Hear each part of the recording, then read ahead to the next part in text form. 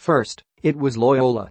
Next came Villanova. Only by one, Furman is picking off teams from last year's Final Four and proving to be the surprise story of the first month of the college basketball season. Jordan Lyons scored 17 points, Matt Rafferty had 15 points and 17 rebounds, and Furman stunned the defending national champion and 8th-ranked Wildcats in overtime, 76-68 on Saturday, Sunday, Manila time. "We're just tiny old Furman," Coach Bob Richey said. "Most people ask us what state we're in, what city we're in. Now all of a sudden people are starting to figure out who Furman is. If opponents and fans aren't paying attention to the team from Greenville, South Carolina, they'd better start now."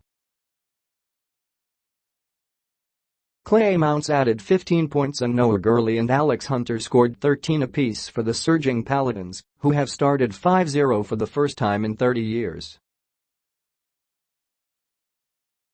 Lyons and Rafferty delivered huge buckets in overtime to key a 7-0 spurt that put the Paladins ahead 69-63 in the final minute, enough cushion for them to hang on for the victory in front of a shocked sellout crowd at the recently renovated Furman Pavilion. "It almost can bring me to tears to think about how proud I am of the resolve, the resiliency and the fight this team has," Richey said. "They play together, they play connected. It's the definition of a team." Phil Booth scored 20 points and Colin Gillespie had 19 for the Wildcats, 2-2, who were coming off a 27-point loss to Michigan in a rematch of April's national championship game. It marked the first time Villanova lost back-to-back games since March of 2013. "It's not that shocking, to be honest," Booth said. "They're a very good team. We're still a young team trying to find our way." Trailing 58-53 with under 4 minutes to play in regulation, Joe Cremo hit a three-pointer, Booth scored and Gillespie made a layup in transition to put Villanova in front, 60-58, in the final minute. After Lyons hit 2 free throws to tie the game at 60, Booth missed on the other end and Hunter misfired on a long three-pointer in the final seconds.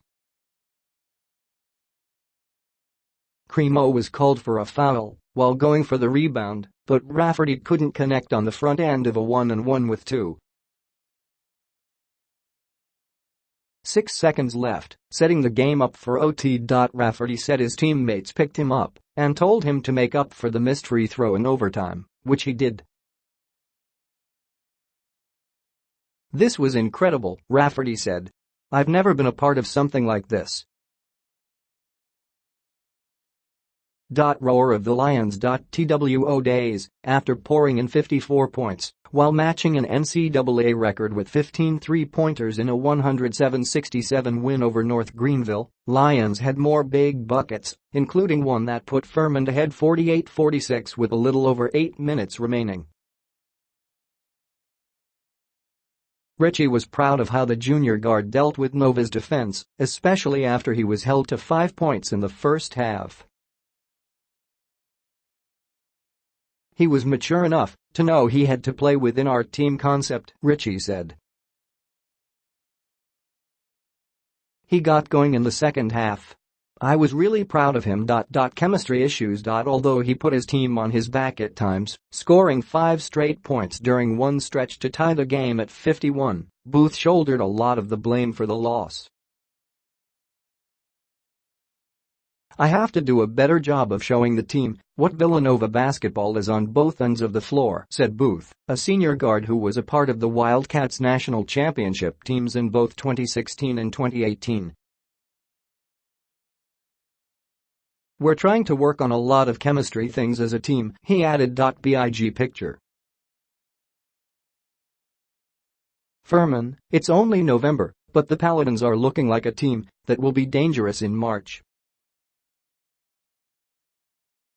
In their only other road game of the season, they upset last season's NCAA tournament darling, Loyola Chicago, on a last-second dunk.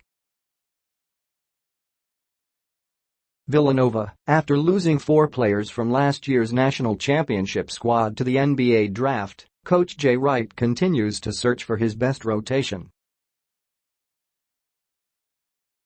On Saturday, freshman Javan Quinerly, a 5-star recruit, didn't get in the game after playing key minutes in Villanova's first 3 games. The Wildcats' depth also took a hit Friday when the team announced that redshirt sophomore Dylan Painter will transfer.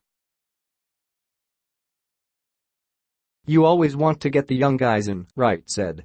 "It was close, and then we got down the stretch, and you try to ride it out with the older guys and hope you can get through the game.